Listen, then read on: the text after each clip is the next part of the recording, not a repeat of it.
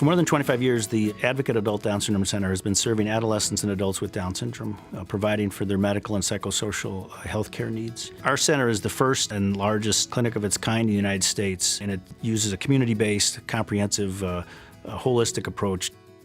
The life expectancy of people with Down syndrome when we started the clinic was about 30, and now it's about 60. So it's increased dramatically. So there's a significantly larger population of adults with Down syndrome living now than there were in the past. And so there's a lot more we need to know and learn about taking care of our patients as they live into a later adulthood.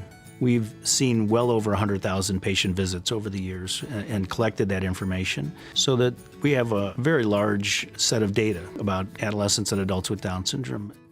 We decided that it was time for us to really strongly participate in research and education. So we're developing a research and education initiative because we have a large set of data that really is not available anywhere else.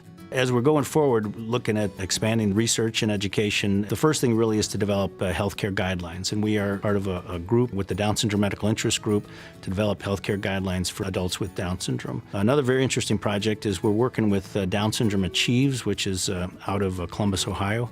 We're looking at participating in a biobank project. A biobank is a collection of blood and or tissue samples of individuals, in our case obviously people with Down syndrome, that is then used for research. And that information is going to be very helpful with regards to sharing research with a number of people across the country, potentially the world, but also share opportunity for other people to do research as we go forward to speed up the process of learning about how to improve the health care of people with Down syndrome.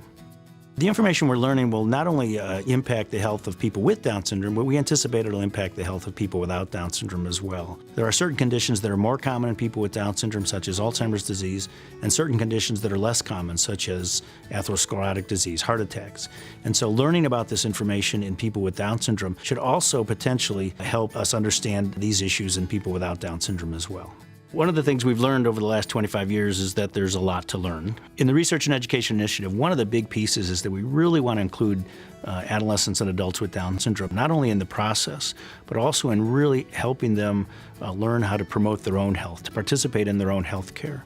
We feel the Research and Education Initiative is very important, but unfortunately funding is not always available for this kind of work. I've been very fortunate to have received a scholarship from the Russell Institute for Research and Innovation at Advocate Lutheran General Hospital, as well as additional support for our research. I'm very thankful for their support. I'm also very thankful for the support that you provide to make the work possible that we do at the Advocate Adult Down Syndrome Center. Thank you.